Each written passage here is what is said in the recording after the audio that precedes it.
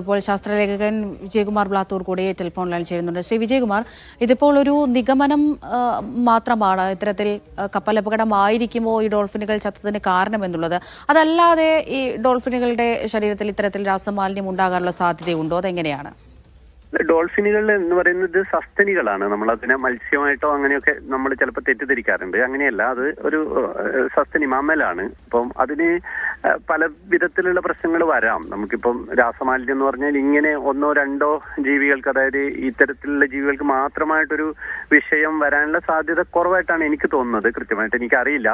അത്തരത്തിലുള്ള ഒരു രാസമാലിന്യങ്ങൾ കടലിലുണ്ടെങ്കിൽ ഇതിനേക്കാളും കൂടുതൽ പെട്ടെന്ന് തന്നെ എഫക്റ്റ് ചെയ്യാവുന്ന മറ്റ് ജീവവർഗങ്ങളുണ്ട് കടലിൽ. അപ്പൊ അതിലൊന്നും നമ്മൾ അങ്ങനെ വളരെ പ്രൊമിനന്റ് ആയിട്ട് നോട്ടീസ് ചെയ്യപ്പെടാതിരിക്കുമ്പോഴും ഒരു 2 ഡോൾഫിനുകളുടെ മരിച്ചതിനെ നമ്മൾ വെച്ചിട്ട് ഇതുമായിട്ട് റിലേറ്റ് ചെയ്യുന്നതിൽ എത്രമാത്രം ശരിയുണ്ടെന്ന് അറിയില്ല. അത് ശരിക്ക് ഒരു സയന്റിഫിക് സ്റ്റഡിയുടെ ഭാഗമായിട്ട് ഇത് തന്നെയായിരിക്കും അതിന്റെ മരണ കാരണം, അല്ലെങ്കിൽ അതിൽ അളവിലുണ്ടായിരിക്കുന്ന രാസമാലിന്യങ്ങൾ ഈ കപ്പലിൽ നിന്നും തന്നെ വന്നതാണ് എന്നൊക്കെ പ്രൂവ് ചെയ്യപ്പെടേണ്ടിയിരിക്കും. അതിനു മുമ്പ് തന്നെ നമ്മളൊരു തീരുമാനത്തിൽ എടുക്കുന്നതിൽ ശരിയുണ്ടോന്ന് അറിയില്ല. അപ്പോൾ കൃത്യമായ വിശദമായ ഒരു അന്വേഷണം കൂടി വേണ്ടി വരുമല്ലേ ഇതിൽ? അതെ, അതായത് കടലിലുള്ള പല ജീവികളും വളരെ യാദൃശികമായിട്ട് നമ്മൾ പ്രതീക്ഷിക്കാതെ പല കാരണങ്ങൾ കൊണ്ട് മരിക്കാറുണ്ട്. ഇപ്പോൾ തിമിംഗലങ്ങളുടെ ഒക്കെ മരണം ഉണ്ടാകാറുണ്ട്.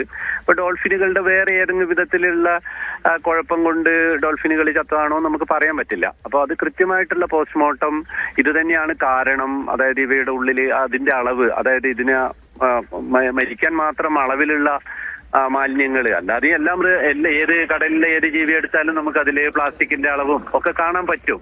അപ്പൊ ആ അളവ് ഇപ്പൊ പെട്ടെന്നായിട്ട് ഇതിൽ കൂടിയിട്ടുണ്ടോ, അല്ലെങ്കിൽ അത് തന്നെയാണോ ഇതിന്റെ മരണകാരണം എന്നൊക്കെ തീരുമാനിക്കപ്പെട്ടതിന് ശേഷമായിരിക്കണം ഇത്തരത്തിലുള്ള ചർച്ച എന്നാണ് ഞാൻ കരുതുന്നത്. അതിനു മുമ്പ് ഒരു തീരുമാനം നമ്മൾ പറയുന്നതിൽ കാര്യമില്ല.